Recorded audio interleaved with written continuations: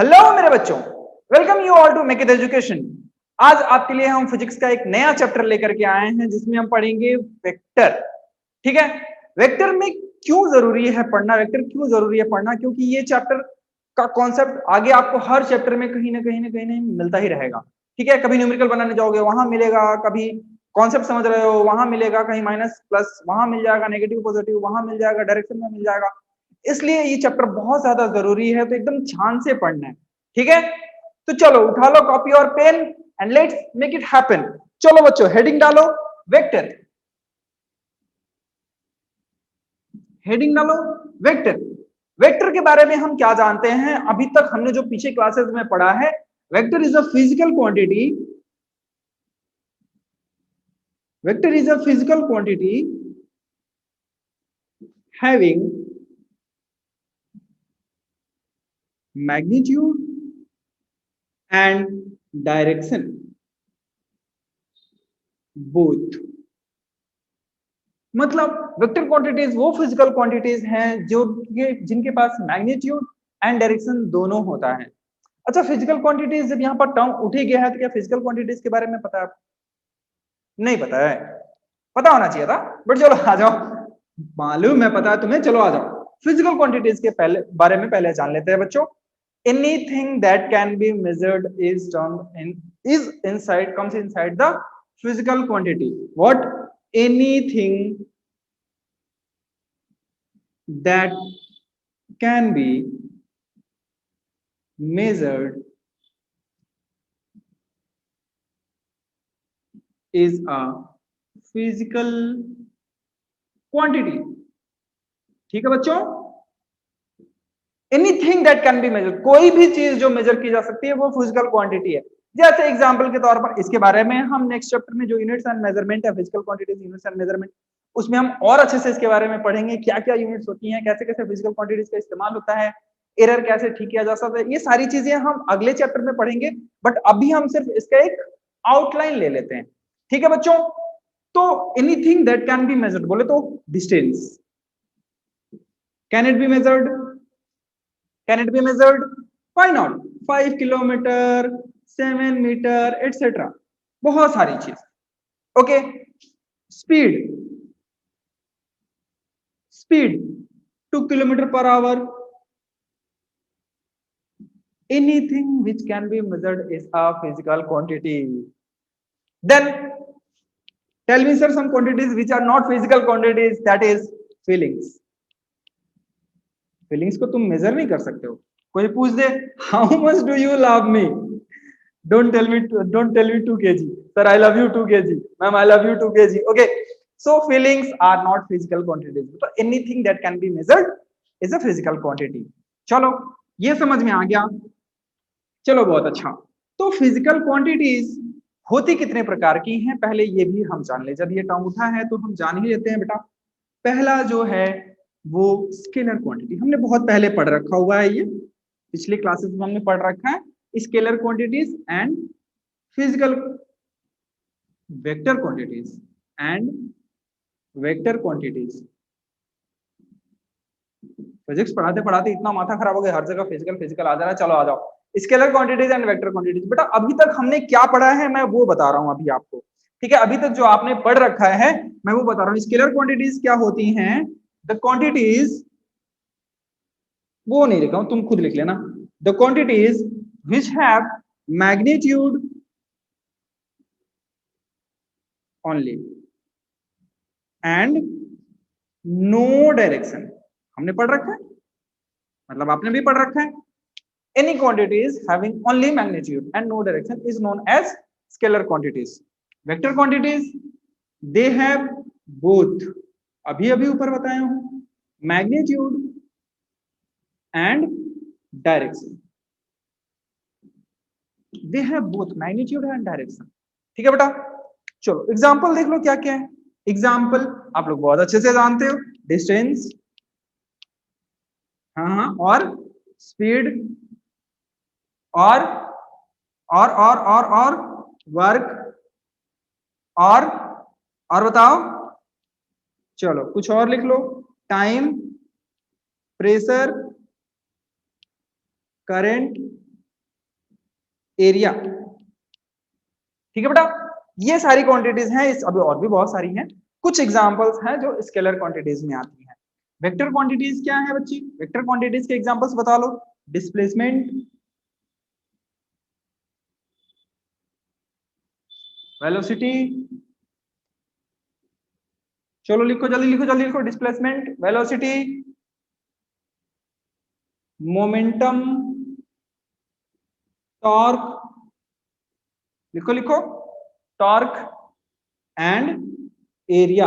अरे sir, area एक ऐसा क्वांटिटी जो स्केलर में भी आ रहा है, वेक्टर में भी आ रहा है, ये कैसे हो रहा है? तो बच्चे, आपने आज तक जितना कॉन्सेप्ट पढ़ा हुआ है, आप पहले भी देखते आए हो कि फिजिक्स केमिस्ट्री में ऐसा होता है, ये वाला गलत है, ये वाला सही है, ये वाला गलत। यहाँ पर कोई गलत सही नहीं होगा बेटा, यहाँ पर कुछ चीजें आपको मॉडिफाई की जाएंगी। यहाँ पर जो आप तक आज तक आप पढ़ते आ रहे हो, that scalar quantities have no direction. Okay, ये हम थोड़ा सा चेंज करेंगे बेटा, थोड़ा सा चेंज करेंगे। They may have what, they may have direction but need not to represent। ठीक है, थोड़ा सा चेंज हमने बस कर दिया कि स्केलर क्वांटिटीज में है direction but they don't need to be represent, उसके रिप्रेजेंट करने का कोई जरूरत नहीं है। ठीक है, जैसे एग्जांपल, चलो ये मिटा दो, इतना लिख लिया, मिटा दो। चलो बच्चों, इसे मिटा दे रहा हूं। चलो लिखते रहो, रुकना एकदम नहीं है। तो बच्चों, ऐसी क्वांटिटीज जिनके पास डायरेक्शन है बट उन्हें रिप्रेजेंट करने की जरूरत नहीं है, ऐसी क्वांटिटीज कौन कौन सी हैं? तो चलो, पहला, अभी अभी तुमने देखा, हमने स्केलर क्वांटिटीज में बहुत सारा लिखा था। एक लिखा था प्रेशर। प्रेशर, प्रेशर क्या होता है बेटा? Always perpendicular to the surface. एकदम याद रखना, always perpendicular to the surface. ठीक है, परपेंडिकुलर का साइन ऐसे बोलते हैं हम लोग, always perpendicular to the surface. Hence ये नोन है। ठीक है, क्या है? नोन है, तो इसका डायरेक्शन रिप्रेजेंट करने का जरूरत नहीं पड़ता है, इसलिए ये स्केलर क्वांटिटी हो जाती है। अगली क्वांटिटी बेटा, करंट। क्या? करंट। करंट क्या है? It also have direction. Current का क्या डायरेक्शन होता है? कमेंट में मुझे जल्दी से बताओ कि क्या होता है करंट का डायरेक्शन, क्या होता है? कमेंट में मुझे बताओ। It also have direction but do not follow vector rule. ठीक है बच्चों, ये वेक्टर रूल फॉलो नहीं करता है, जिसके कारण ये स्केलर होता है। ये होता है ना, तुम हंस नहीं रहे हो तो उदास हो, पढ़ नहीं रहे हो तो खेल रहे होगे, उसी तरह ये वेक्टर नहीं है तो स्केलर है। तुम्हारा ना है मतलब मैं हाँ समझू, तुम्हारा हाँ है मतलब मैं ना समझू, पता नहीं। चलो अगली क्वांटिटी बेटा, अगली क्वांटिटी क्या है? प्रेशर हो गया, करंट हो गया, अगली क्वांटिटी है टाइम। टाइम का डायरेक्शन आपको भी नोन है, सभी को नोन है, पास्ट, प्रेजेंट एंड फ्यूचर। ठीक, पास्ट, प्रेजेंट एंड फ्यूचर, इसका डायरेक्शन हमें नोन है, ये डायरेक्शन चेंज नहीं करता। अगर आप बहुत ज्यादा फिक्सियस स्टोरीज नहीं देखते हैं, क्योंकि ये सिर्फ वहीं पर पॉसिबल है बेटा, टाइम मशीन से हम पास्ट में चले गए, पास्ट से फ्यूचर में चले गए, it is only possible in फिक्सियस stories. In reality अभी तक ये टाइम जो है स्केलर क्वांटिटी, वेक्टर नहीं स्केलर क्वांटिटी है। ठीक है, वेक्टर हमने चैप्टर का नाम लिखा हुआ है, ये मत लिख लेना, टॉपिक लिख रहा हूं। ठीक है बच्चों, time is a scalar quantity, इसका डायरेक्शन फिक्स्ड है, कब कुछ नहीं कर सकते इसका हम। एक टर्म हमने पढ़ा बच्चे, एरिया। एरिया जब हमने पढ़ रहे थे जब हम, तो एरिया स्केलर में भी था, वेक्टर में भी था। ठीक है बेटा, तो it is scalar and vector depends on its application.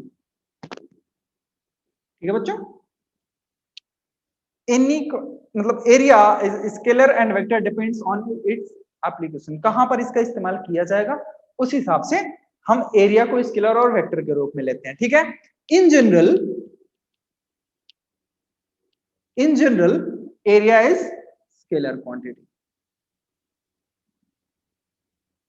ठीक है, area is a scalar quantity in general, but in case of electric field and magnetic field, in case of electric field and magnetic field, area क्या हो जाता है बेटा, area vector quantity हो जाता है। इसके बारे में जब हम आपको आगे पढ़ाएंगे अभी, ठीक है, अभी हम लोग टाइप्स ऑफ वेक्टर जब पढ़ेंगे उसमें मैं इसको थोड़ा सा और डिटेल में बताऊंगा आपको। ठीक है, कि एरिया वेक्टर कैसे होता है। ठीक है, तो ये कुछ ऐसी फिजिकल क्वांटिटीज हैं बच्चे जिनका डायरेक्शन तो होता है बट रिप्रेजेंट करने की जरूरत नहीं होती है।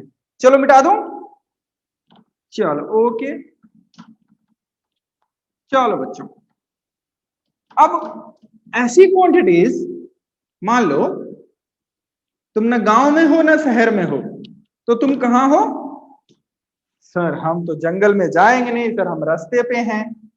ठीक है, एनी क्वांटिटीज, सिंपली लिख लो, quantities which are neither scalar nor vector, ये ना तो स्केलर है ना तो वेक्टर है, ना गांव में है ना शहर में है, तो कहां है बच्चे, सर रोड के पुलिया पर हैं, हम रोड के पुलिया पर बैठे हुए हैं सर, हम यही रहेंगे। ठीक है, तो those are tensor. Tensor quantities का एग्जांपल क्या है बच्चों, टेंसर क्वांटिटीज का एग्जांपल है, लिखो, मोमेंट ऑफ इनर्शिया,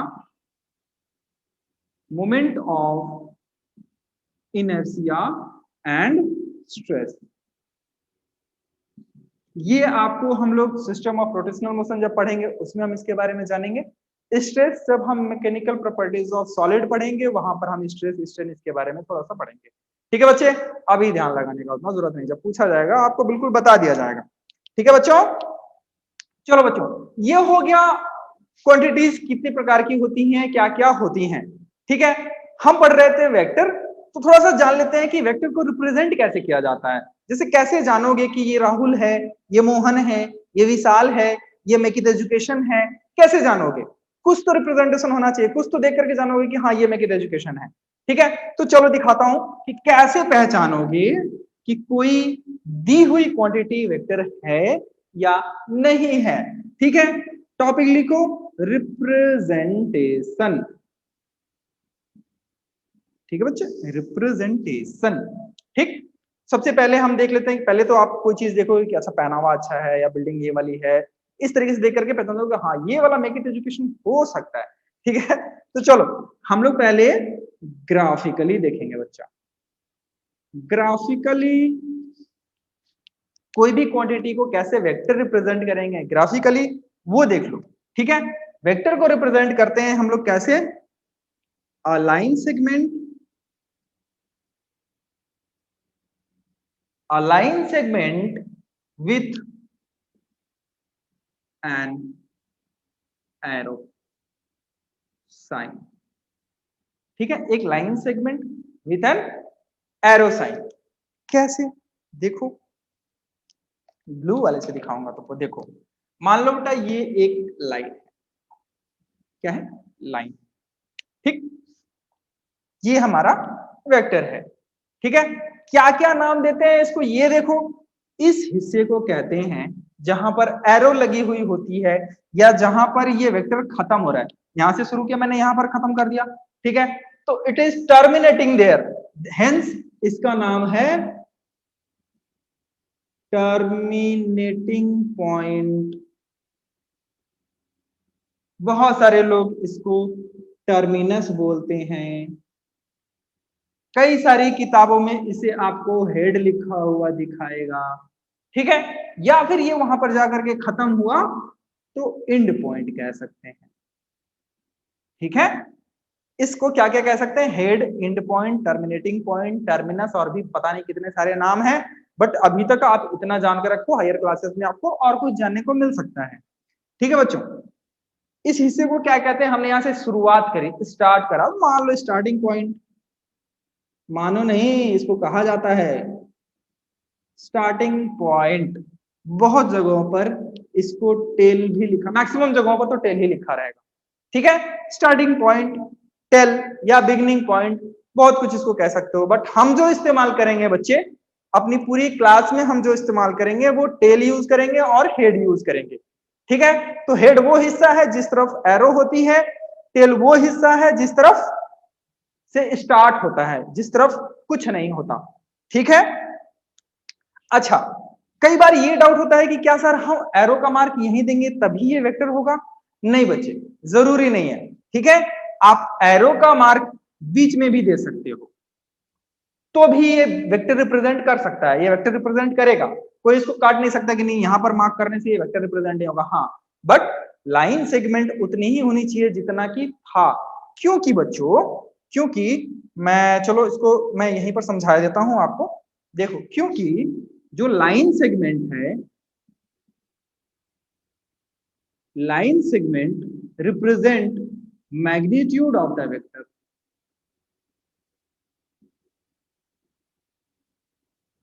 ठीक है, line segment represent the magnitude of the vector and arrow represent, वाह तुम लोग तो सारे लोग समझने लगे, डायरेक्शन ऑफ वेक्टर।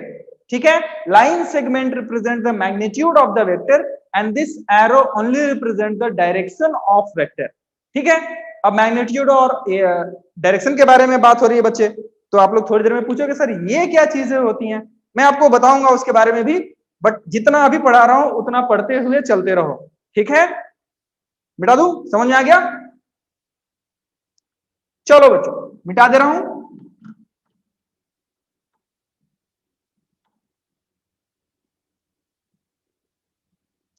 अब देखो बेटा, ये तो जो वेक्टर मैंने रिप्रेजेंट करा है, ये मैंने प्लेन पे कर दिया है। ठीक है, लेकिन अगर ऐसा कभी आ गया, ऐसा कभी आ गया कि ऐसी साइन दे दिया या फिर ऐसी साइन दे दिया, तो क्या मतलब होगा इसका? इसका मतलब बहुत सिंपल है मेरे बच्चों, इसका मतलब है a vector perpendicular to the plane inward, perpendicular to the plane in, मतलब इसका मतलब तुम्हारे पास से वेक्टर एकदम से निकल के आया और धड़ धड़ धड़ धड़ धड़ धड़ धड़ करके इधर अंदर घुस गया। ठीक, perpendicular to the plane inward, आपकी तरफ से वेक्टर आया और इधर जाके घुस गया, तो हम कैसे रिप्रेजेंट करेंगे? Cross inside the circle. ठीक, अगर ऐसा दिया हो इसका मतलब हमारा वेक्टर गया, नहीं सर हम भी निकल के जाएंगे और हम सर व्यूअर्स को जाके एकदम बोलेंगे क्या, तो यहां से वेक्टर निकला बच्चों और आपकी तरफ एकदम जाकर के लग गया, तो ये क्या होगा? Perpendicular to the plane outward. ठीक बच्चों, क्या ये बात समझ में आई? ये साइन और ये साइन का इस्तेमाल बहुत रेयर केसेस में एंट्रेंस एग्जाम्स के क्वेश्चंस में कर देता है बीच बीच में। ठीक है, आप जानते नहीं रहोगे तो क्वेश्चन छोड़ के आ जाओगे, लेकिन अगर ध्यान से देख लोगे क्या होता है, क्रॉस का मतलब अंदर घुस गया, डॉट का मतलब निकल गया। ठीक है, ठीक, चलो, तो ये क्लियर हो गया बेटा, ये हो गया ग्राफिकल रिप्रेजेंटेशन। ठीक है, चलो अब देख लेते हैं कि सिंबलिकली कैसे रिप्रेजेंट करते हैं, इसको सिंबल में कैसे रिप्रेजेंट करते हैं। टॉपिक लिखो, सिंबॉलिक रिप्रेजेंटेशन। ठीक है बच्चों, सिंबॉलिक रिप्रेजेंटेशन, किसी भी वेक्टर को सिंबॉलिक रिप्रेजेंटेशन में कैसे डालेंगे। चलो हम वही वाला अपना वेक्टर मान के चल रहे हैं अभी तक जो हमारे पास वेक्टर था। ठीक है, अब इसका बेटा कुछ नाम तो देना होगा, आपका भी तो कुछ नाम होगा, हम देख के तो बता देते हैं कि हाँ ये है, इसको हम कहीं देखे हैं, लेकिन नाम नहीं याद आया तो क्या करेंगे, कुछ नाम देंगे इसको। ठीक है, तो इसको दो तरीके से नाम दिया जा सकता है, आपका नामकरण हुआ होगा जैसे, इसमें दो तरीके से नाम दे सकते हैं हम लोग। ठीक है, एक टेल एंड हेड का नाम दे दो, या फिर एक इसी का नाम दे दो, एक घर का नाम दे दो, एक स्कूल का नाम दे दो। ठीक है, तो हम नाम अभी दे रहे हैं, रिप्रेजेंट नहीं कर रहे हैं, लेकिन बुलाएंगे कैसे, कैसे हम बुलाएंगे तुमको। ठीक है, तो देखो वेक्टर को कभी भी सिंबलिकली जब बुलाना हो या दिखना हो या दिखाना हो सिंबलिक में, तो क्या करते हैं, जो नाम है बेटा उसके ऊपर एरो लगा देते हैं या पी क्यू के ऊपर एरो लगा देते हैं। ठीक है, मतलब एरो ऑन हेड। ठीक, सिर के ऊपर टोपी, टोपी या बाद में आएगा, सिर के ऊपर एरो लगा दो, ये वेक्टर रिप्रेजेंट करने लगेगा। अगर आप टाइप कर रहे हो या आपको टाइप पार्ट में मिला हुआ है, टाइप करके क्वेश्चन मिला हुआ है, तो कई बार बेटा क्या करता है, इन दोनों को एरो ना दे करके बोल्ड लेटर में लिख देता है। ठीक है, बोल्ड लेटर में लिख देता है पी क्यू, ये क्या हो गया, बोल्ड लेटर। ठीक है, बोल्ड हो गया। इन दो तरीकों से हम वेक्टर को रिप्रेजेंट कर सकते हैं। ठीक है, लेकिन अभी भी इसमें हमारी दो चीजें बची हुई हैं, क्या क्या, लाइन सेगमेंट और एरो। ठीक है, तो लाइन सेगमेंट को क्या कहते हैं बेटा, शाबाश, मैग्नीट्यूड। ठीक है, लाइन सेगमेंट क्या है, मैग्नीट्यूड। अब मैग्नीट्यूड क्या होता है बेटा, उसको कैसे रिप्रेजेंट करते हैं, देखो उसको अगर रिप्रेजेंट करना हो, मैग्नीट्यूड को रिप्रेजेंट करना हो, तो भाई नाम तो वही है, हमको दिखाना तो नाम से ही होगा, तो क्या करेंगे, नाम को उठाएंगे लेकिन हम एरो नहीं रखेंगे, सिंपल में लिखेंगे और पी क्यू। ठीक है, या तो ऐसे लिख दो, अगर आप कहते हो नहीं सर हम इसका एरो नहीं हटाना चाहते सर, बहुत अच्छा लग रहा है एरो में, तो क्या करो, एरो रखो लेकिन इसको मोड वैल्यू बना दो, मोड में डाल दो। ठीक है, पीक्यू के ऊपर एरो आपको अच्छी लग रही है, आप बिल्कुल लिखो, इसको मोड में डाल दो। इस मोड के कारण बच्चों इसका नाम हो जाता है आइदर मॉड्यूलस। मैग्नीट्यूड को कई सारे क्वेश्चंस में, कई सारी किताबों में आपको मॉड्यूलस लिखा हुआ मिलेगा या फिर मोड वैल्यू लिखा हुआ मिलेगा। ठीक है, नहीं बच्चों गलत, सिर्फ एमओडी याद रहेगा, ये वाला एमओडी, मोड वैल्यू कभी लिखना हो एमओडी लिखना है, एमओडीई मत लिखना ना, गलत हो जाएगा। ठीक है, तो मैग्नीट्यूड का रिप्रेजेंट कैसे करेंगे बेटा, सिंपल लेटर्स में या फिर वेक्टर के ऊपर एरो।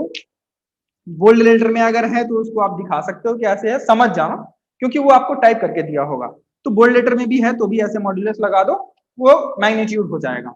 उसको नाम क्या क्या कहते हैं बेटा, मॉड्यूलस और मोड वैल्यू। ठीक है, तीसरा unit vectors.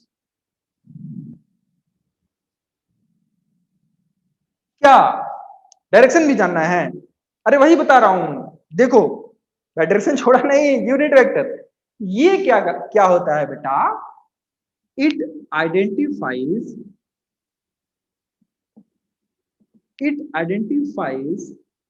the direction of vector, it identifies the direction of vector।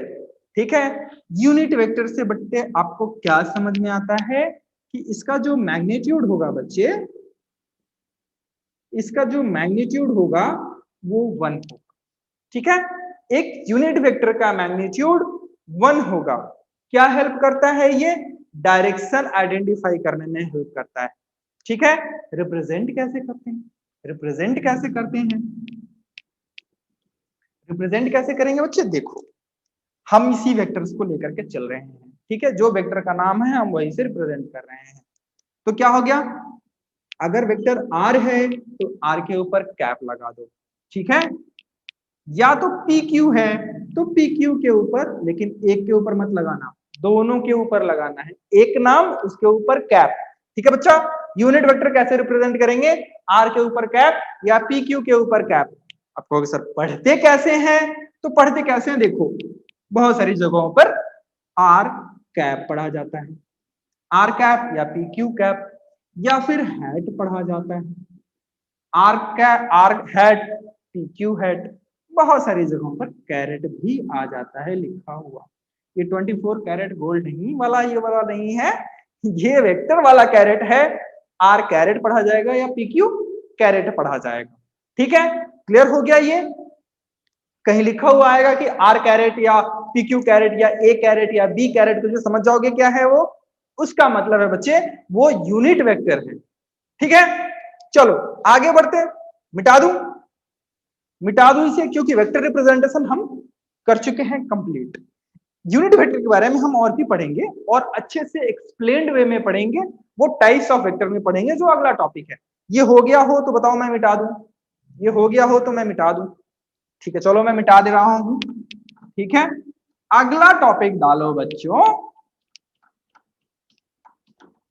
अगला टॉपिक डालो टाइप्स ऑफ वेक्टर। अच्छा, इसी बीच में आपको ये भी बता दे चलो बच्चा कि ये जो हम पढ़ रहे हैं यहाँ पर भी हम कुछ क्वेश्चन सॉल्व तो करेंगे, बट इस टॉपिक से रिलेटेड बहुत सारे क्वेश्चन जिससे आपकी कॉन्सेप्ट क्लैरिटी और ज्यादा अच्छी हो जाएगी। बहुत सारे बच्चों का डाउट होता है कि सर न्यूमेरिकल्स नहीं बनाने आ रहा, न्यूमेरिकल्स नहीं बनाने आ रहा। तो इस टॉपिक से रिलेटेड बहुत सारे न्यूमेरिकल्स अलग से आप लोगों के लिए बनाए हुए हैं, जिनकी लिंक डिस्क्रिप्शन में आपको नीचे मिल जाएगी। वहां से आप जाकर के देख सकते हो, बहुत सारे क्वेश्चंस बनाए हुए हैं। ठीक है, उनसे रिलेटेड क्विज भी नीचे दिया हुआ है डिस्क्रिप्शन में, आप क्विज दे सकते हो। टेलीग्राम ग्रुप ज्वाइन करो, आपको वहां पर बहुत सारे क्विजेस मिलेंगे, डेली रेगुलर बेसिस पे क्विजेस मिलेंगे, जिससे आपकी प्रैक्टिस होती रहेगी। ठीक है, चलो बच्चों आगे बढ़े। टॉपिक क्या था बच्चे? Types of vector. Types of vector, types of vector कितने प्रकार के हैं और कौन कौन से हैं, ये हम एक एक करके जानते जाएंगे, हम एक ही बार में नहीं बता रहे हैं आपको बेटा। तो पहला टाइप वेक्टर का इक्वल वेक्टर, ध्यान से समझते जाना। ठीक है, क्योंकि एक छोटी सी मिस्टेक और वेक्टर चेंज हो जाएगा। अब ये क्लास 9 10 नहीं है कि थोड़ा बहुत मैनेज किया जाएगा। ठीक है, एक छोटी सी मिस्टेक और वेक्टर चेंज। तो इक्वल वेक्टर क्या होते हैं बेटे? The vectors, types of vector में बेटा मान ले रहे हैं हम दो वेक्टर ही यूज करेंगे, vector A and vector B. ठीक है, vector A and vector B हम यूज करेंगे जब भी हम इसका यूज करने वाले हैं। ठीक है, तो सिंपली कह सकते हैं, ये मैं मिटा दूं, सिंपली हम लोग कह सकते हैं बेटा कि vector A and vector B are equal, पता नहीं क्या क्या लिखा जा रहा है, आर इक्वल वेक्टर्स। चलो लिखो जल्दी, A and B are equal vectors when both have same magnitude and same direction. बेटा हैंड राइटिंग पे और सीधा लाइन में नहीं लिखा रहा, इस पे मत जाना, कॉन्सेप्ट समझो। A and B are equal vectors when both have same magnitude and same direction. मतलब क्या है बेटा? दोनों कंडीशंस फुलफिल होनी चाहिए तभी ये इक्वल वेक्टर होगा। सिर्फ और सिर्फ थोड़ा सा चेंज, वेक्टर चेंज, जैसा कि मैं बताया आप लोगों को। ठीक है, तो ये अगर वेक्टर मान लेते हैं बेटा ए है, ठीक है, ये वेक्टर ए है। दूसरा एक वेक्टर हम इसके ठीक पैरेलल बना रहे हैं, इक्वल लेंथ का, जितना बड़ा था वो भी, ये है वेक्टर बी। ठीक है, अच्छा पढ़ते भी इसको इसी तरह है बेटा। ए के ऊपर एरो अगर है तो ए वेक्टर या वेक्टर ए कहा जाता है। बी के ऊपर अगर, ऐसा पी क्यू के लिए भी है, आर के लिए भी है, जिसके ऊपर भी एरो रहेगा उसका नाम या तो पहले ले लो या तो बाद में ले लो, लेकिन वेक्टर बोलना जरूरी है। ठीक है, वेक्टर बोलना जरूरी है। तो यहां पर क्या हो गया बेटा? Vector A is equals to vector B. ये बात समझ में आ गई, इक्वल वेक्टर। चलो अगला टाइप का वेक्टर देख लेते हैं बच्चे। अगला टाइप का वेक्टर देखो, अगला टाइप क्या है? Parallel vector. पैरेलल वेक्टर, ठीक है। अब इसकी भी कुछ कंडीशंस हैं बेटा, ठीक है, ध्यान देना। मैं बार बार कह रहा हूं कि एक छोटी सी मिस्टेक और वेक्टर चेंज हो जाएगा। जैसे मान लो इसका तुम कहते हो सर हम एक वेक्टर बनाए, एक वेक्टर बनाए, हम क्या कर दिए कि हम इधर को कर दिए, दिखने में तो इक्वल लग रहा है, मैग्नीट्यूड इक्वल हो सकता है बेटा, लेकिन डायरेक्शन चेंज हो जाएगा। वेक्टर का क्या जरूरी है? Both magnitude as well as direction. अगर थोड़ा सा भी डायरेक्शन चेंज हुआ, वेक्टर चेंज हो जाएगा। ठीक है, तो पैरेलल वेक्टर्स क्या क्या होते हैं। Vector A is parallel to vector B when, एकदम ध्यान से देखो, vector A is parallel to vector B when first point both have same direction, both have same direction. And point number two, one vector is scalar non-zero positive, ये जरूर लिख लेना बेटा, non-zero positive. One vector is scalar non-zero positive multiple of another vector. ठीक बच्चे, मतलब A and B is said to be parallel when both have same direction, दोनों के पास सेम डायरेक्शन होगा, ये दोनों हाथ मेरे पैरेलल में है, ठीक है। One vector is scalar non zero positive multiple of another vector. चलो डायग्रामेटिकली देख लो इसको, डायग्रामेटिकली कैसे देखोगे, देखो मान लो ये एक वेक्टर है ए, ठीक है, ये एक वेक्टर है ए, दूसरा वेक्टर क्या करा बच्चा हमने, इससे मैग्नीट्यूड में हमने बड़ा बना दिया, मैग्नीट्यूड में हमने बड़ा बना दिया, बट डायरेक्शन दोनों का सेम है। डायरेक्शन अगर सेम होगा तो क्या होगा, हम पी वेक्टर एन कैप लिख रहे हैं। एन कैप का मतलब क्या है बेटा, दोनों का डायरेक्शन सेम है, क्योंकि दोनों एन कैप है, ठीक है, तो दोनों का डायरेक्शन सेम हमने बोल दिया, पहली कंडीशन फुलफिल। दूसरी कंडीशन, अगर इसका मैग्नीट्यूड जो है वो x है और b लैम्डा x है, lambda is non zero positive scalar value, non zero positive scalar value, ठीक है, तब यहां पर हम कह सकते हैं बेटा vector a is parallel to vector b। क्या ये बात समझ में आ गई, बहुत अच्छे। चलो बच्चों मिटा दूं, अगला टाइप पढ़ेंगे इसलिए मिटा दूं, चलो मिटा रहा हूं। अगला टाइप बेटा पैरेलल पढ़ लिया, तो सर एंटी पैरेलल भी बता दीजिए, मिटा दे रहा हूं। चलो anti parallel, next type of vector is anti parallel.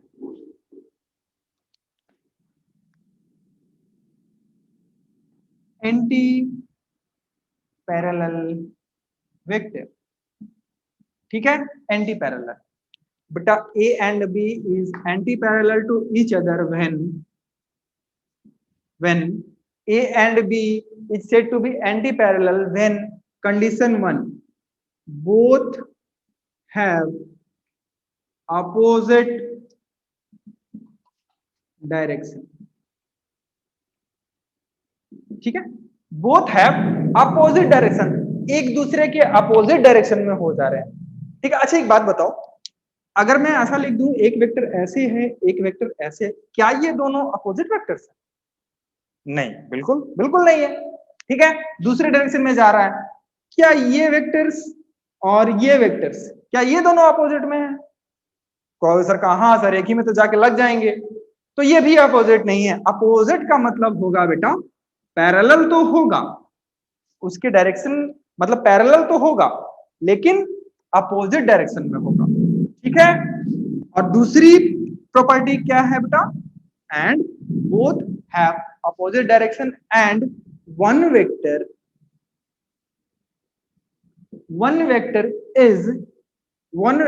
Is scalar non zero negative, ये यहां पर नेगेटिव हो जाएगा, ठीक है, non zero negative multiple of another vector, ठीक है, both have opposite direction and one vector is scalar multiple of another vector, but scalar जो वैल्यू होगी बेटा वो नॉन जीरो नेगेटिव होगी। फॉर एग्जांपल नहीं, डायग्रामेटिकली देखो, डायग्रामेटिकली देखो, ये है ए, क्या वेक्टर ए, ठीक है, वेक्टर बी इसके ठीक अपोजिट डायरेक्शन में होगा, ठीक है, ठीक अपोजिट डायरेक्शन में होगा। मतलब एक बात अगर मैं कहूं कि ये एन कैप है तो ये माइनस एन कैप होगा। ठीक है, बात समझ में आ गई। यूनिट वेक्टर का भी ध्यान रखें कि यूनिट वेक्टर ही वो क्वांटिटीज हैं, वो वेक्टर्स हैं जो डायरेक्शन के बारे में बताती हैं। ठीक है, तो हम एन कैप यहाँ किस लिए लगा रहे हैं, ताकि वो डायरेक्शन, इसके बारे में अभी अच्छे से बताऊंगा और अच्छे से बताऊंगा, सब्र रखो थोड़ा सा। ठीक है, तो ये वेक्टर बी है बच्चे। अब इसका अगर मैग्नीट्यूड एक्स है तो इसका मैग्नीट्यूड क्या होना चाहिए, माइनस लैम्डा एक्स। ठीक है, इसकी वैल्यू कितनी हो जाएगी, मतलब ये कह सकते हैं कि non zero negative multiple of x. ठीक है, क्या ये क्लियर हो गया? चलो बहुत अच्छे, मिटा दूं? हाँ सर, चलो। अब बच्चे क्या है, देखो पैरेलल एंड एंटी पैरेलल का एक छोटा सा यूज है। ठीक है, पैरेलल एंड एंटी पैरेलल का, पैरेलल वेक्टर्स और एंटी पैरेलल वेक्टर्स,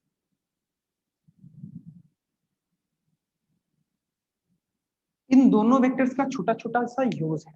पहला यूज क्या है, मतलब पैरेलल वेक्टर्स का यूज क्या है बेटा, if a vector shifted parallel to itself, if a vector is shifted parallel to itself, then there will be no change in it. ठीक है, अगर वेक्टर खुद से पैरेलली शिफ्ट कराया जाए, अगर वेक्टर यहां पर है और इसके पैरेलल यहां पर लेकर के आ जाया जाए, तो उस वेक्टर में कोई चेंज नहीं होगा मेरे बच्चों। जैसे एग्जांपल ले लो, ये रहा वेक्टर ए। ठीक है, हमने इसको शिफ्ट करके कहां ला दिया, यहां पर, कहीं हमको नीचे रखने का मन था, हमने यहां पर ला दिया। लेकिन ध्यान रहे, मैग्नीट्यूड और डायरेक्शन मैंने सेम रखा है। ठीक है, मैग्नीट्यूड और डायरेक्शन मैंने सेम रखा है, तो क्या ये वेक्टर चेंज होगा? एक वेक्टर किस चीज से बनता है, मैग्नीट्यूड एंड डायरेक्शन।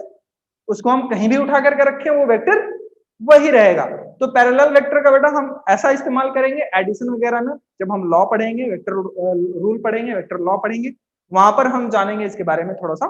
ठीक है, पैरेलल शिफ्टिंग इसको कहते हैं, एक जगह से दूसरी जगह उसके अपने आप के पैरेलल जगह पर जब चला जाए उसको पैरेलल शिफ्टिंग कहते हैं। ये टर्म याद रखना, हम लोग एडिशन में इसका इस्तेमाल करेंगे, फिर वहां मत पूछना सर ये वाला टर्म कहां से आ गया। ठीक है, चलो। और एंटी पैरेलल का यूज कहां पे होता है बेटा, जब हम इन सब्ट्रैक्शन, इसका यूज होगा वेक्टर एडिशन में, इसका यूज होगा वेक्टर सब्ट्रैक्शन में। ठीक है, ये दोनों का यूज समझ में आ गया। चलो अगला वेक्टर, अगला टाइप का वेक्टर बच्चों, collinear vector.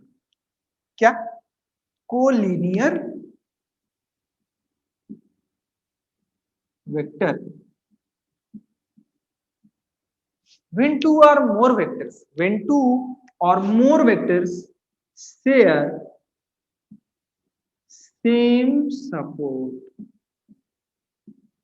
when two or more vectors, कुछ भी लिख सकते हो, कम से कम दो तो मिनिमम होना ही चाहिए। ठीक है, इसलिए मैं बोल रहा हूं if two or more vectors share same support are called collinear vectors। collinear मतलब on same line।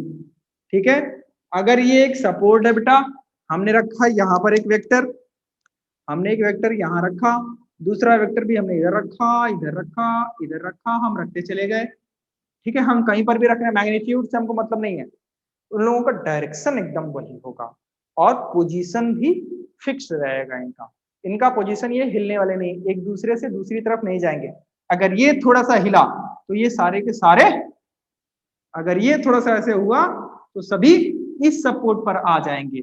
मतलब they share same support, every vector share same support, तब क्या कहेंगे बच्चे, this vectors are collinear vectors. ठीक है, लॉज ऑफ मोशन में इसके बारे में आप बहुत अच्छे से पढ़ोगे, मैं इसीलिए बताते जा रहा हूं कहां पढ़ोगे, क्योंकि समझो कि ये कहां कहां यूज होगा। ठीक है, अगला वेक्टर लिखो, अगला वेक्टर बच्चों यूनिट वेक्टर। फिर आ गया यूनिट वेक्टर। ठीक है, यूनिट वेक्टर, जैसा कि मैं बताया था बच्चों कि ये क्या करता है। अच्छा, यूनिट वेक्टर होता क्या है, डेफिनेशन लिख लो, ठीक है। A unit vector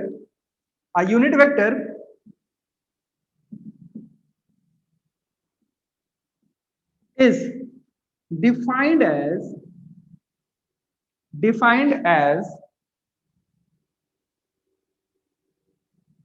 a vector divided by its magnitude। एक लाइन में भी लिख लो, a vector divided by its magnitude is known as unit vector।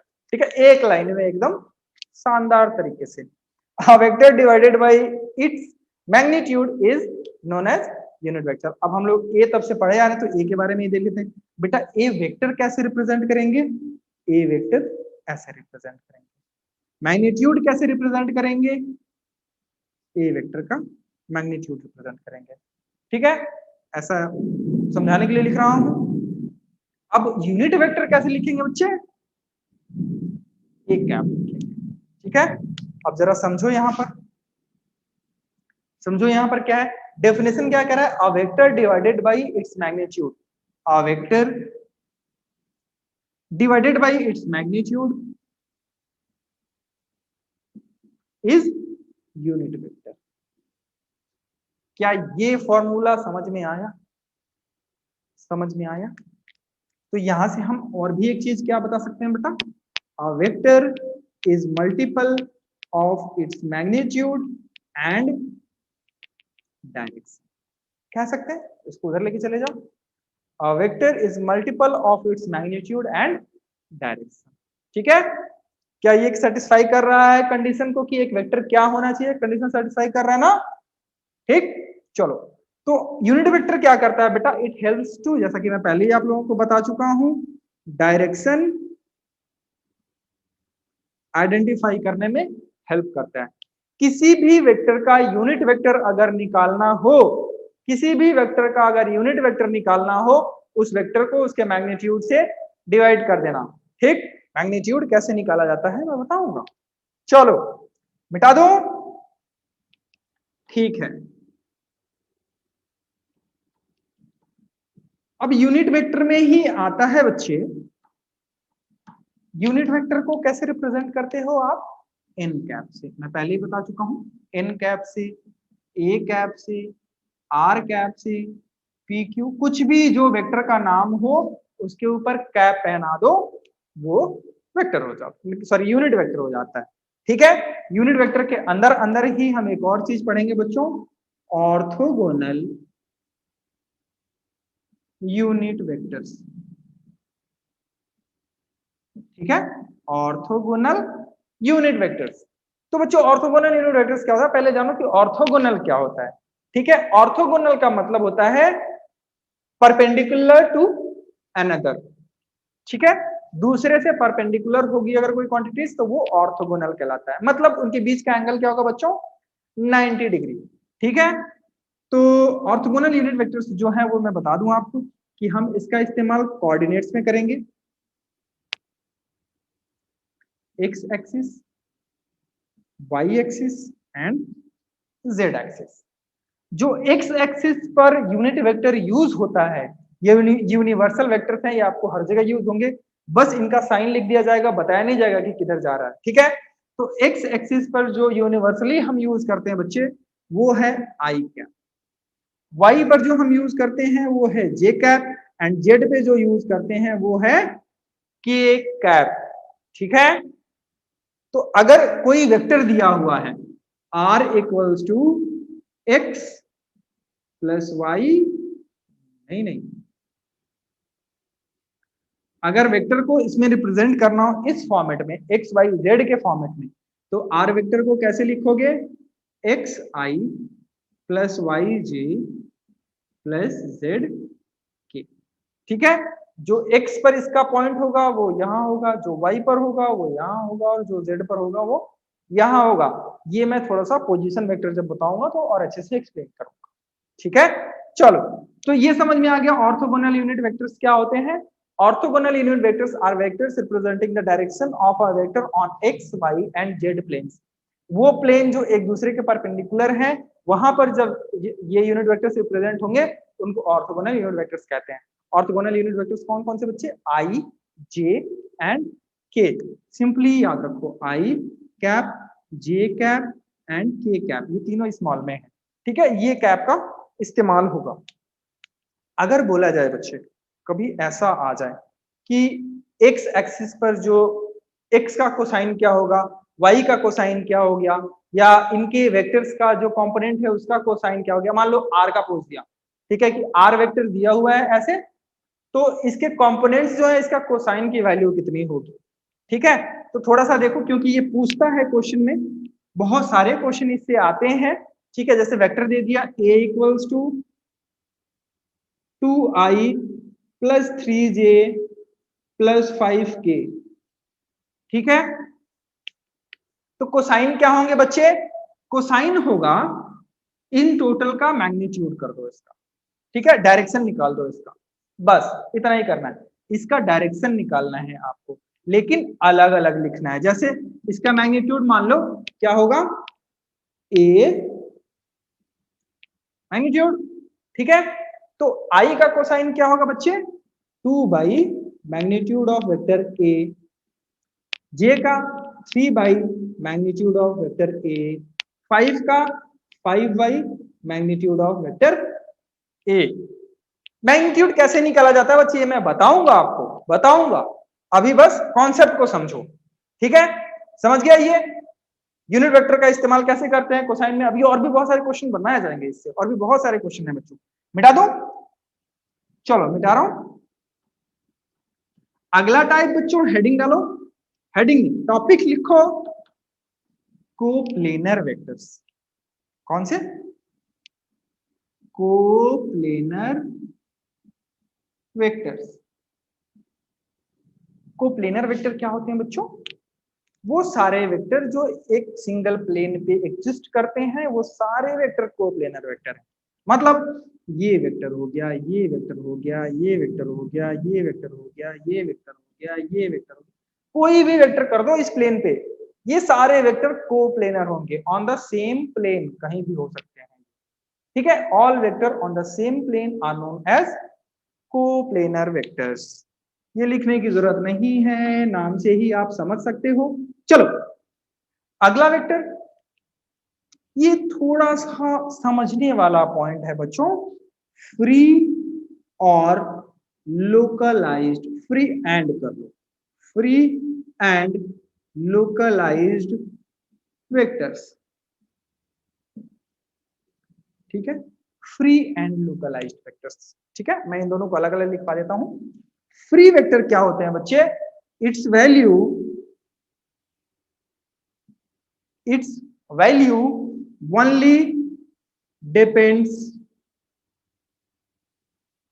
On the magnitude and direction of the vector, या सिंपली लिख लो, its value only depends on the length. Magnitude की जगह length भी लिखा मिल सकता है आपको, length and direction of the vector. It is free from the position on coordinate axis. ठीक बच्चे, it is free from the position on coordinate axis.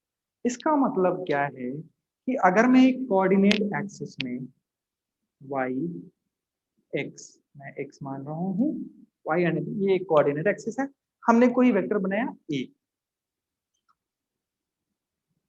ठीक है, ये सिर्फ और सिर्फ किस पे डिपेंड कर रहा है बच्चा? इसका डायरेक्शन पे और इसकी लेंथ पे। मतलब डायरेक्शन वही होना चाहिए, लेंथ वही होना चाहिए, हम उठा के कहीं भी इसको रख सकते हैं। पैरेलल शिफ्टिंग हम कहीं भी रख सकते हैं, हम कहीं भी रख सकते हैं, हम कहीं भी रख सकते हैं, हम कहीं भी रख सकते हैं। मतलब बच्चों ये जगह चेंज करता जाएगा, पॉइंट इसका चेंज, पोजीशन चेंज होता जाएगा, हो सकता है ये पोजीशन, सॉरी मैंने यहाँ पे एंगल का साइन दे दिया, ये नहीं होगा। ठीक है, ये अपना पोजीशन चेंज कर सकता है, ये फ्री है उससे। ठीक, दूसरा लोकलाइज्ड वेक्टर्स, ये मिटा दे रहा हूं, चलो localized vectors, the vectors which are bounded, the vectors which are bounded to the position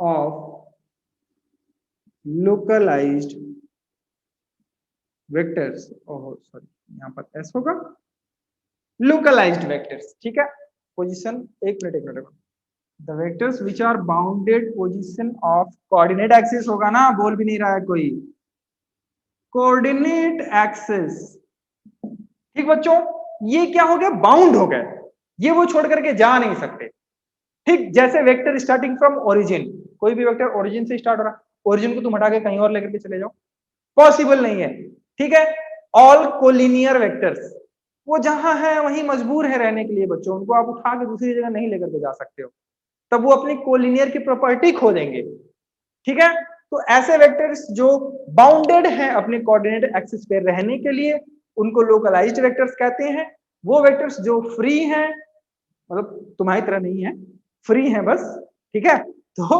उनको हम फ्री वेक्टर कहते हैं बच्चों। चलो मिटा दो, अगला टॉपिक,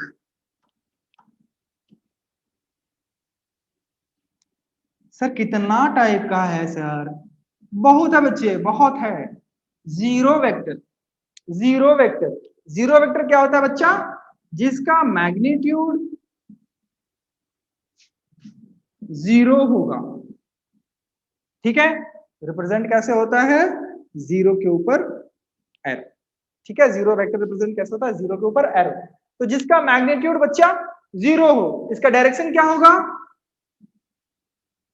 शाबाश, तुमको भी पता नहीं है, चलो अच्छी बात है, ये किसी को भी पता नहीं है, आर्बिट्ररी है बेटा, आर्बिट्ररी, ठीक है, आर्बिट्ररी है, स्पेलिंग देख लेना, मतलब नॉट नोन, ये किसी को पता नहीं कि इसका डायरेक्शन क्या, अब तुम बताओ ना इसका डायरेक्शन क्या है, अगर ये और छोटा कर दो, और छोटा, डायरेक्शन ही क्या है उसका, तो जीरो वेक्टर जिसका मैग्नीट्यूड बच्चों जीरो हो जाए और डायरेक्शन आर्बिट्ररी है, ठीक है, एग्जाम्पल इजी, ठीक, easy, origin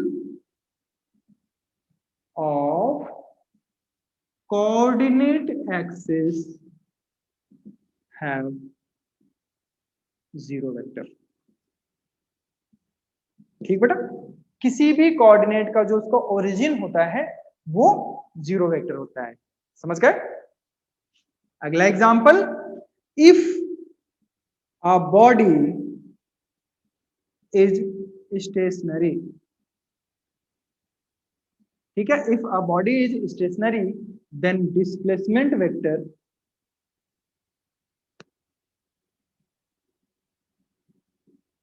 is a zero vector, ठीक है, if a body is stationary displacement vector is a zero vector, ये दो एग्जांपल काफी हैं, ठीक है, कुछ प्रॉपर्टीज देख लो बच्चे,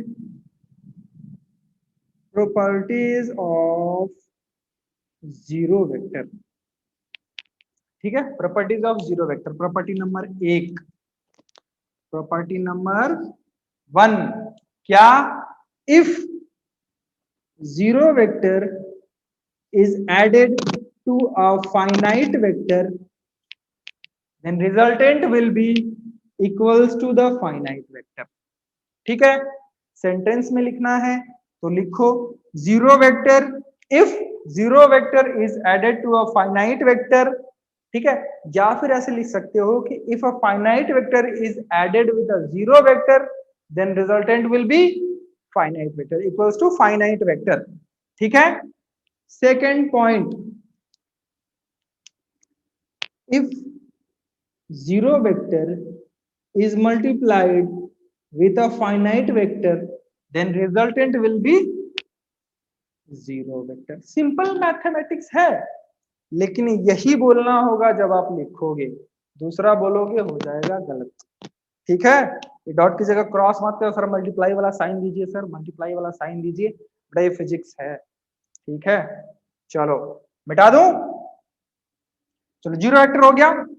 अगला वेक्टर बच्चों, अगला वेक्टर वो वेक्टर है जिस वेक्टर को लेकर के सबसे ज्यादा कंफ्यूजन हो रहा था जब हम स्केलर वाला बता रहे थे, स्केलर और वेक्टर बता रहे थे, और वो वेक्टर है एरिया वेक्टर। ठीक है बच्चों, एरिया वेक्टर क्या होता है, पहले लिखो magnitude of area vector of a plane figure is equals to the area of plane figure। इसका मतलब क्या बच्चों, मैग्नीट्यूड जो एरिया वेक्टर का मैग्नीट्यूड होगा वो इस प्लेन का, अगर मैं इस प्लेन का एरिया वेक्टर निकालना चाहूं तो इस प्लेन का जितना एरिया होगा उस एरिया वेक्टर का मैग्नीट्यूड उतना होगा। ठीक है, but direction will be perpendicular to the plane figure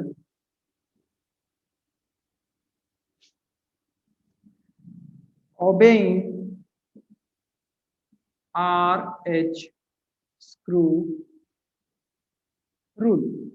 ठीक है, RH स्क्रू रूल, इसके बारे में बच्चा जब हम वेक्टर प्रोडक्ट पढ़ेंगे, क्या वेक्टर प्रोडक्ट पढ़ेंगे तब हम वहां पर इसके बारे में पढ़ेंगे। ठीक है, RH स्क्रू रूल क्या होता है हम वहां पर आपको बताएंगे। तो बोल क्या रहे हैं यहाँ पर कि जो एरिया वेक्टर है वो इस प्लेन फिगर का एरिया के इक्वल्स का मैग्नीट्यूड होगा और डायरेक्शन क्या होगा, perpendicular to this plane.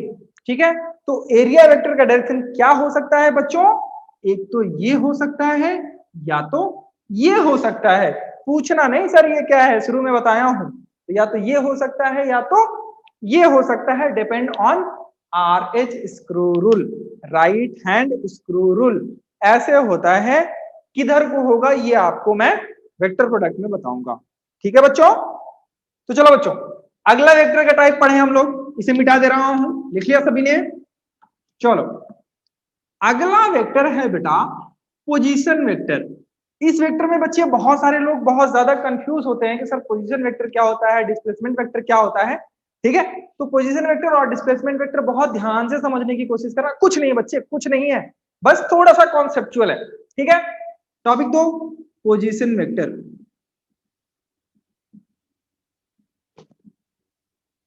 Position vector, ठीक है, जब कभी भी एक पॉइंट कोऑर्डिनेट एक्सिस में दिया हो, क्या दिया हो, कोई एक पॉइंट कोऑर्डिनेट एक्सिस पर दिया हो या इसके अंदर दिया हो। ठीक है, ये क्या है बच्चे, ये इस पॉइंट का, ये पॉइंट P का पोजीशन है। तो पॉइंट P XY क्या है, ये है पोजीशन ऑफ पॉइंट P, मैंने नाम दिया है पोजीशन ऑफ पॉइंट P। इस पॉइंट का पोजीशन है XY। ठीक है, लेकिन अगर हम ओरिजिन से इसको जोड़ दें, ओरिजिन से हम इसको जोड़ दें और बता दें कि हम ओरिजिन से आए हैं तुम्हारे पास। ठीक है बच्चों, हम कहां से आए हैं, ओरिजिन से आए हैं, गाना नहीं है हम बड़ी दूर से आए हैं। चलो हम ओरिजिन से आए हैं और पॉइंट P पर पहुंच गए हैं, तो OP is position vector of point P। ये बात समझ में आ गई, ये बात समझ में आ गई, कुछ नहीं है। ओरिजिन से पॉइंट P तक का जो वेक्टर बनेगा, ठीक है, वो होगा position vector of that point. कोई दूसरा पॉइंट ले लो क्यों, कोई दूसरा पॉइंट ले लो क्यों, तो ये क्या हो गया बेटा, पोजीशन ऑफ पॉइंट क्यू। ठीक है, क्या ले लो यहां पर X1 Y1 ये हो गया position of point Q. But अगर यहां से हम ओरिजिन से कनेक्ट कर दें तो O Q is position vector of point Q. ठीक बच्चों, लिखेंगे कैसे? अगर इस पॉइंट के बारे में आपको पता है, इस पॉइंट के बारे में आपको पता है, और अगर आपने कोऑर्डिनेट ज्योमेट्री पढ़ रखी है, ठीक है, तो कैसे लिखोगे? Magnitude of this point plus direction of that axis. मतलब कि ओपी इक्वल्स टू क्या लिखेंगे? रुक जाओ, मैं ओपी का ही पहले समझा देता हूं, मिटा दे रहा हूं ओ क्यू। ठीक, ओपी का समझो। ओपी का क्या है बच्चे? Vector OP, sorry vector OP ऐसे होगा, ठीक है। वेक्टर ओपी जो है वो कैसे लिखेंगे? एक्स का पॉइंट कितना है, मैग्नीट्यूड कितना है? एक्स। ठीक, उस कोऑर्डिनेट एक्स कोऑर्डिनेट का यूनिट वेक्टर क्या है? ये प्लस वाई जे कैप। ठीक है बच्चों, तो ओपी वेक्टर क्या हो गया? X I plus Y J cap. ठीक है, इसका मैग्नीट्यूड कितना होगा?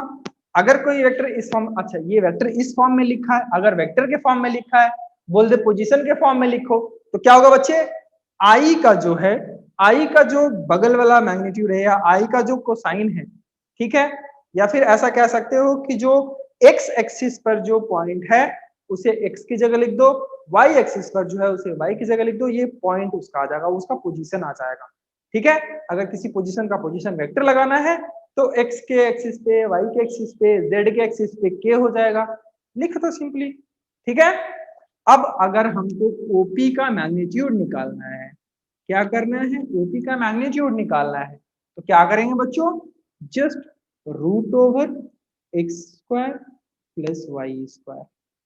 ठीक है, X square plus Y square. अगर गलती से जेड कोऑर्डिनेट भी दे दिया है, चुपचाप से जेड स्क्वायर। अगर दिया है तो, नहीं दिया हुआ तो X square Y square Z square, मतलब एक्स स्क्वायर वाई स्क्वायर। ठीक है, या एक्स जेड दे दिया है तो वाई हटा दो, वाई जेड दिया है एक्स हटा दो, doesn't matter.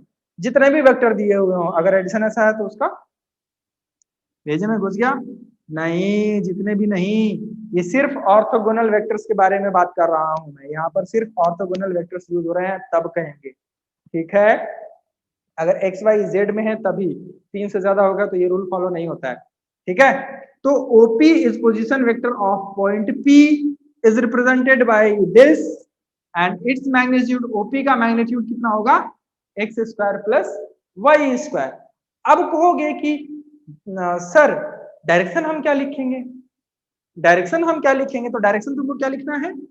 OP cap, and O P cap equals to O P vector by O P magnitude. लो, आसान है कितना। क्या आ गया देखो, वेक्टर क्या है बच्चे? X I plus Y J divided by root over X square plus Y square. कितना आ गया? अगर इसका कोसाइन में लिखना है, तुमको जानना सर हम कोसाइन जानना चाहते हैं इसका, कहीं क्वेश्चन आ गया कि कोसाइन बताओ इसका, इस वेक्टर का कोसाइन बताओ, तो क्या आएगा? X by root over X square plus Y square I cap plus Y by root over X square plus Y square J cap. क्या ये बात तुम्हारी खाली बुद्धि में घुस गया? चलो, पोजीशन वेक्टर समझ में आ गया कि पोजीशन वेक्टर क्या है। अगर आ गया है बच्चों तो क्यू का निकालो, ये x1 y1 है, क्यू का निकालो पोजीशन वेक्टर और भेजो, 2 कमेंट में देखें क्या आता है तुम लोगों का। ठीक है, मिटा दो, चलो मिटा दिया।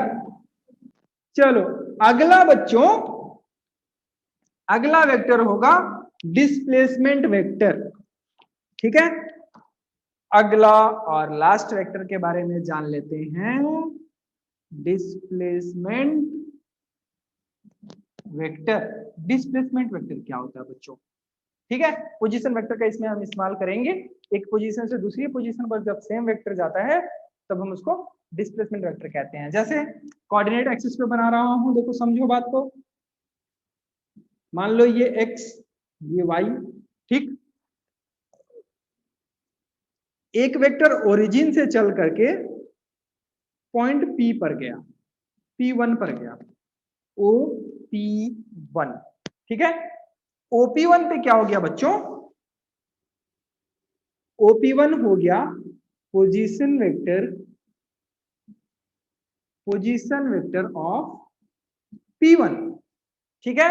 अब ये वेक्टर यहां से क्या किया, यहां से चल करके P2 पर चला गया, ठीक है, P2 पर चला गया। यहां पर P2 पर चला गया बच्चों, ठीक। P2 पर चला गया तो OP2 ओहो यहां पर P1 है, ठीक है। तो OP2 vector OP2 is position vector of P2, ठीक है बच्चों। अब देखो बेटा यहां पर क्या हो रहा है, 3 वेक्टर बन रहे हैं, ठीक है, 3 वेक्टर बन रहे हैं। अब सिंपली समझो ये क्या है, ये इनिशियल पोजीशन वेक्टर है, इनिशियल पोजीशन वेक्टर है। उस वेक्टर का फाइनल पोजीशन क्या हो गया, फाइनल पोजीशन वेक्टर कहां हो गया, OP2, ठीक है। तो बच्चे जो डिस्प्लेस कर रहा है वेक्टर P1 से P2, तो डिस्प्लेसमेंट वेक्टर कितना होगा,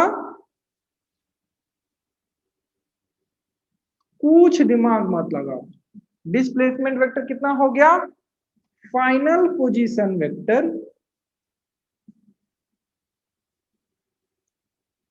माइनस इनिशियल पोजीशन वेक्टर, ठीक है। Final position vector minus initial position vector, लिख लो P1 P2 vector, P1 P2 equals to final OP2 vector OP2 minus OP1 vector OP1। Displacement vector बेटा P1 से P2 जो गया उसकी वैल्यू कितनी होगी, final position minus initial position, ठीक है। अब कहोगे सर हमको पता कैसे चलेगा, सर हम करेंगे कैसे, हमको नहीं समझ में आ रहा है। तो लो x1 y1 x2 y2, मेरे बच्चों फाइनल पोजीशन वेक्टर क्या है, 0 से x2 तक। याद करो पोजीशन वेक्टर निकालने का फॉर्मूला क्या है, x2i plus y2j minus x1i plus y1j cap cap, ठीक है, सब पे कैप, ठीक है बच्चों। अब जरा इसको नॉर्मल मैथमेटिक्स से सॉल्व करो, i का टर्म i के साथ और j का टर्म j के साथ, तो क्या आ जाएगा, देखो जरा, x2 minus x1i cap plus y2 minus y1j cap. क्या ये समझ में आ रहा, तुम लोग कोऑर्डिनेट ज्योमेट्री में ये सब पढ़े हुए हो, बहुत आसानी से, कुछ नहीं है, समझ में आ गया पोजीशन वेक्टर। अगर कोऑर्डिनेट में दिया हुआ है वो यूज कर लो, अगर डायरेक्ट वैल्यू दी हुई है वेक्टर OP2 माइनस OP1, ठीक है। डिस्प्लेसमेंट वेक्टर निकाला जा सकता है आसानी से। चलो बहुत अच्छे, मिटा दो। चलो बच्चों, तो टाइप्स ऑफ वेक्टर इसी के साथ समाप्त हो जाता है, ठीक है। लेकिन हम कुछ न्यूमेरिकल्स जान ले तुमसे कि तुमको कितना समझ में आया है, ठीक है बेटा। चलो बताओ,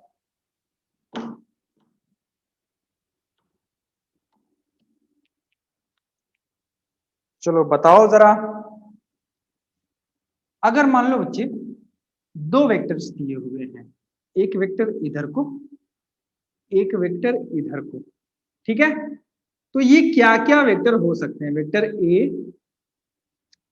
एंड वेक्टर बी, ये कौन कौन सा वेक्टर हो सकता है, कमेंट में बताते जाओ जल्दी जल्दी, आ रहा है तो, अदरवाइज देखते जाओ कि क्या होता है। पहला ये जो वेक्टर है बेटा, पहला जो है ये है, नहीं पैरेलल नहीं है, एंटी पैरेलल है।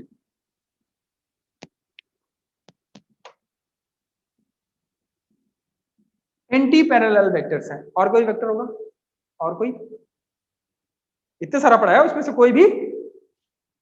हाँ, आसान है, मतलब कोप्लेनर।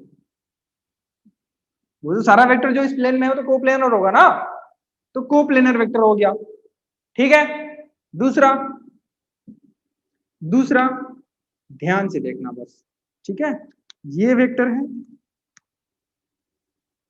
और ये वेक्टर है, वेक्टर ए, वेक्टर बी। अब इसके बारे में बताओ क्या क्या वेक्टर हो सकता है ये। देखो बच्चों, आ रहा हो तुरंत बताओ कि क्वेश्चन 2 का क्या क्या वेक्टर है, लिख दो जल्दी से, लिख करके कमेंट में बताओ। अदरवाइज देखो आगे, वेक्टर ए और वेक्टर बी क्या क्या वेक्टर्स हैं बच्चे। पहली बात देखो, ये दोनों मैग्नीट्यूड में इक्वल लग रहे हैं, दिखने में लगभग सेम लग रहे हैं, डायरेक्शन भी सेम है, तो हम कह सकते हैं कि ये इक्वल वेक्टर्स हैं। ठीक है, दूसरा क्या हो सकता है बच्चा, ये दोनों पैरेलल वेक्टर्स हैं। तीसरा क्या हो सकता है, शाबाश, कोप्लेनर वेक्टर्स। ठीक है, कोप्लेनर वेक्टर्स। ठीक है बच्चों, चलो तो ये क्लियर हो गया। एक कॉन्सेप्ट यहां पर आप ध्यान देना बच्चे, स्टार मार्क करके लिख लो, एवरी, क्या स्टार मार्क करके लिखो, every equal vector, every equal vector is a parallel vector. Every equal vector R लिख लो, every equal vector are parallel vectors, but all parallel vectors may or may not be equal।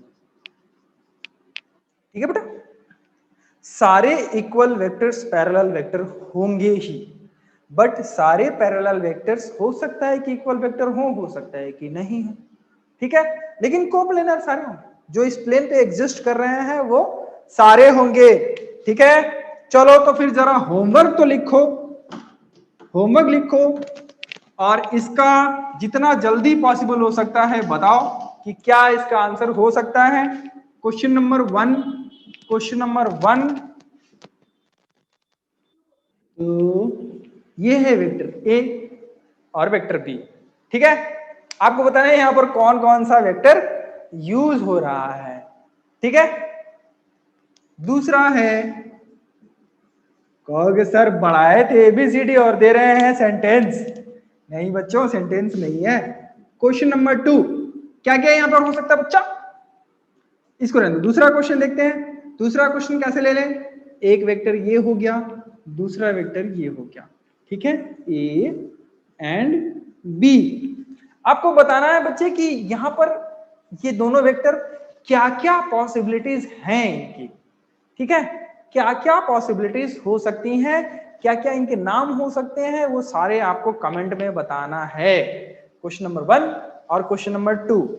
ठीक है बच्चों, मैं फिर से बता रहा हूं बच्चों कि यहां पर मैं कुछ ही प्रॉब्लम सॉल्व करवा रहा हूं, एडवांस लेवल के क्वेश्चन जो कि एंट्रेंस एग्जाम में पहले आ चुके हैं या फिर आ सकते हैं, वो सारे क्वेश्चन हम अलग से एक आपको बना करके देंगे जहां पर आप प्रैक्टिस कर सकते हो।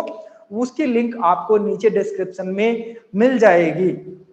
प्लस आप चाहते हो कि उन क्वेश्चन को हम पहले प्रैक्टिस करके देखें, तो वहीं पर बच्चे टेलीग्राम ग्रुप का लिंक है, ज्वाइन कीजिए और प्रैक्टिस कीजिए, जितना पॉसिबल हो सकता है प्रैक्टिस कीजिए। ठीक है, चलो फिर आगे बढ़ते हैं, मिटा दो इसे। ठीक है बच्चों, आज आगे नहीं बढ़ेंगे, आज हम यही समाप्त कर रहे हैं इस टॉपिक को। वेक्टर का टॉपिक आज समाप्त होगा। अगली क्लास में जो हम पढ़ेंगे बच्चों, लेकिन उसके पहले फिर से बता दूं कि नीचे डिस्क्रिप्शन में इससे बहुत सारे क्वेश्चंस दिए हुए हैं रिलेटेड, जहां पर आप प्रैक्टिस कर सकते हो, देख सकते हो। ठीक है, तो आज की क्लास बच्चों हम यहीं पर समाप्त करेंगे। अगली क्लास में हम पढ़ेंगे एंगल कैसे फाइंड करते हैं, दो वेक्टर के बीच एंगल कैसे फाइंड करेंगे, दो वेक्टर्स को ऐड कैसे करेंगे, दो वेक्टर्स को सब्ट्रैक्ट कैसे करेंगे, क्या क्या रूल्स हैं उसके, उनको प्रोडक्ट कैसे करेंगे, उनके क्या क्या रूल्स हैं, ठीक है, स्केलर प्रोडक्ट, वेक्टर प्रोडक्ट्स, उनके बीच का क्या कंडीशन रखी होती है कि परपेंडिकुलर होगा या नहीं होगा, किस एंगल पर होगा, वो कैसे डिफाइन करना है, ये सारी चीजें बच्चों हम अगली क्लास में पढ़ेंगे। तो बने रहिए हमारे साथ, अगली क्लास जरूर प्रेजेंट रहें, जरूर देखें, ठीक है। चलो बच्चों, तो आज की क्लास यहीं समाप्त होती है, पढ़ते रहिए and let's make it happen.